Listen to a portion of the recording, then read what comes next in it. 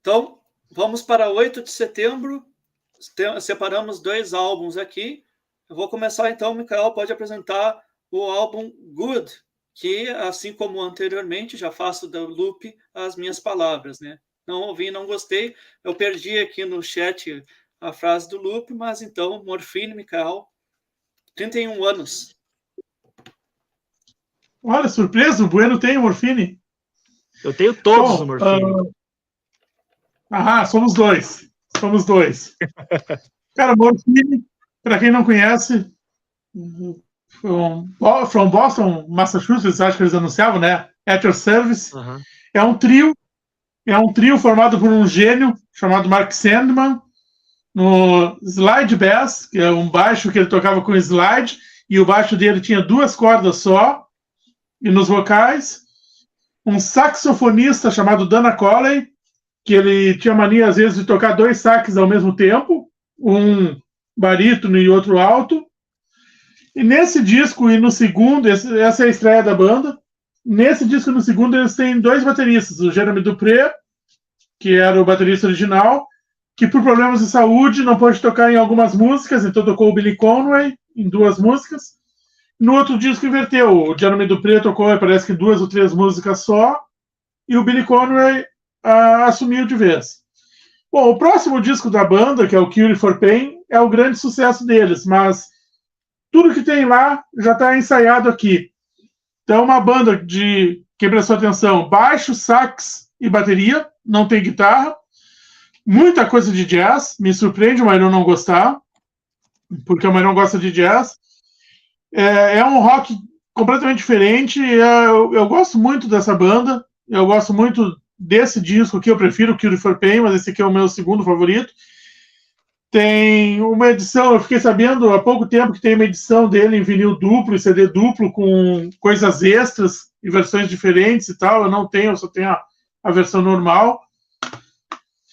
E falar alguma música, recomendar alguma música. Eu gosto muito de The Saddest Song, mas eu prefiro a versão ao vivo que eles faziam, não a versão que está aqui.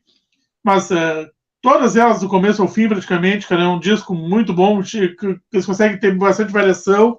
Não é sempre a mesma coisa. E eu já surpreendi algumas pessoas com esse disco com essa banda, porque as pessoas olham, pô, saxofone numa banda de rock, como é que isso aí funciona? E funciona muito bem, cara. É uma banda que eu sou viciado em morfina, mas nesse morfine aqui, não no produto em si. Eu perdi essa tua edição, é nacional? Em vinil? Esse vinil? Não, né? Eu acho que não. Só sai Cure for Pain aqui. Só saiu Cure for Pain aqui. Em vinil, só o Cure for Pain. O resto dos discos saiu. Aqui tá a turminha. O resto dos discos saiu em CD. Mas em vinil, que eu saiba, só o Cure for Pain. Bueno? Né, até só para complementar, bom, além de ser do saxofone, né, que traz um pouco de estranheza, é o fato de não ter guitarra, né? A gente até fez matéria, acho que rock sem guitarra, e um dos discos era do Morphine, eu não lembro direitinho qual que era. Eu fiz a discografia da banda, se alguém quiser olhar no site, tem a discografia. Isso. E assim, é muito interessante como eles resolvem as músicas, né? Fala, poxa, mas acho que fica muito pobre. Não é, né? Os 2 instrumentos ali, né? O sax e o baixo dele ali, eles se encaixam muito bem, a voz dele. É uma banda que você acho que tem a hora certa para você ouvir também, né? Você falou da The Saddest Song, eu acho que ela define o som da banda para mim. Por coincidência, há um tempo atrás eu indiquei essa banda até para Camila que está assistindo e falei para ela ouvir exatamente essa música. E Good também, né? Eu acho que as 2 músicas elas definem muito bem a banda.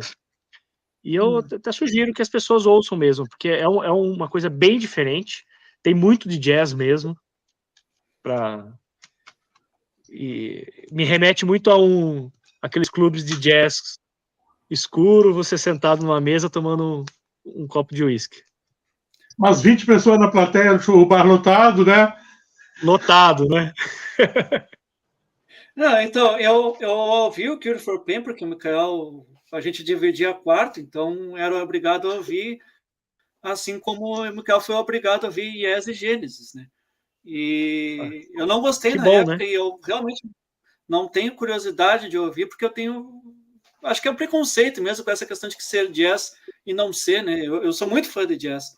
E aí, quando eu vou ouvir alguma coisa que tenha sax, baixo e bateria, eu quero ouvir os clássicos, sabe? Quero ouvir Stan Getz, eu quero ouvir o pessoal da década de 60 ali, Coltrane, Miles Davis. Então, não, é uma coisa que eu acho que não vai me atrair. Mas, enfim, sou eu o problema. Uhum. Pelo que vocês estão dizendo, com perdão do trocadilho, o disco é good, né? O disco é good. É. Vale a pena. Vale a pena. Mais alguma coisa sobre o good? Não, Ouçam. seguir. Ouçam, né? Ouçam. Eu prometo que eu vou tentar ouvir. Ainda em 8 de setembro, 36 anos de um dos piores discos da história, mas que merece ser apresentado aqui, Hold Your Fire. O famoso disco, Michael já está apresentando aí, o famoso disco das bolinhas vermelhas do Rush. Eu vou deixar o Michael falar primeiro, depois eu dou a minha fala. Pode ser? Pode ser, cara. Não acho um dos piores discos da história, mas talvez seja um dos piores discos do Rush. Né? Essa fase do Rush, a fase eletrônica do Rush, vamos chamar assim, é uma fase complicada. E dessa fase, esse aqui é o meu segundo menos favorito. É um disco que eu não curto muito.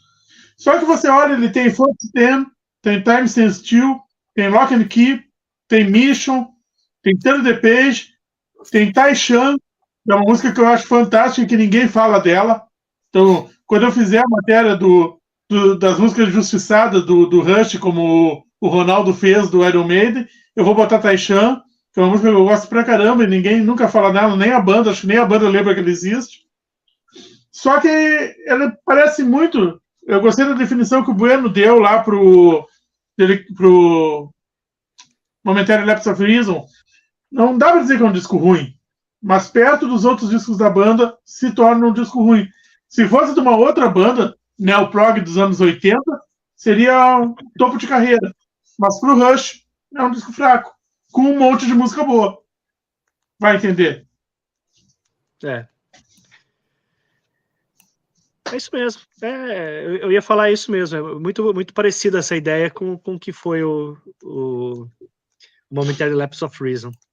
E, assim, tem uma outra questão, né? As guitarras, né? Ficam um pouco escondidas. Puta, o cara, Alex Lifeson é um dos meus guitarristas preferidos. E ele parece que ele fica escondido nessa fase, né? Da banda. A banda vai muito mais pro teclado ali. Deixa ele de lado. Exato. E assim, até dentro da banda, né? O pior disco da história é difícil, né? Porque até dentro da banda talvez tenha disco até que seja inferior mesmo ainda, né? Pensando aqui, talvez o Presto, não sei. Me diga um. Talvez. Não. Talvez o lado Presto. O lado B do Grayson The Pressure é pior que ele. O Presto eu acho melhor. Não. Muita gente não gosta do Test for Echo, mas eu gosto também. O Vapor Trails eu não sei se eu acho melhor do que ele. Cara, aí vai de opinião. É um disco fraco perto do que a banda já gravou, mas não é um disco ruim. E gerou... Não sei se, Mairon, tu quer falar alguma coisa do disco? Mairon? Não, pode falar do Show of Hands, depois eu falo meu. Gerou o terceiro ao vivo da banda, o Show of Hands, né? Que aí já... dessa fase aqui, talvez seja a melhor coisa que a banda fez. Né? Terceiro ao vivo. Essa é a minha edição nacional. Então não tem muita coisa diferente do que já tem o disco. Ele saiu, o Show of Hands saiu em VHS, eu acho, na época, saiu em DVD. E aí vocês riram daquele Pink Floyd, né? Eu tenho ele em DVD numa versão piratona que saiu aqui, chamada Live em São Francisco, 1976. Bem, Só Só que é uma Soft-Hand. Só que é uma Soft-Hand. O Asha of Hands é de 88. Bom. E aí, o áudio desse DVD pirata aqui tem nesse CD pirata aqui. E é interessante que as músicas que tem no DVD oficial tá copiado no pirata, e nesse CD pirata não são as mesmas músicas que tem ali no vinil, né? Tem músicas a mais aqui, inclusive coisas dos anos 70 que no vinil não tem. Myron? Bom, eu vou dar minha opinião aqui rapidinho. Eu já dei, né? Eu acho o pior disco do Rush. Eu acho ele horrível. Pouca coisa se aproveita ali. Mas eu tenho uma coisinha que eu queria mostrar aqui, que é o single de Prime Over. O Rush é uma banda que achar os compactos é difícil, mas esse aqui eu consegui. Né?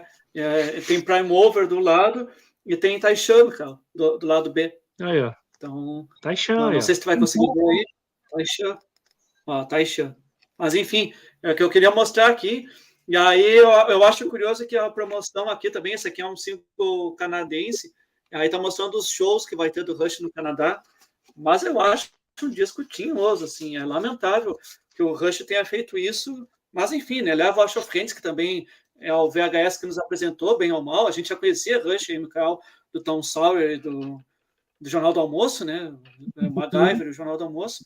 E aquilo ali, claro, ver o show de lasers e tal, é bem legal o Asha of Hands, mas eu acho o disco péssimo. Não sei se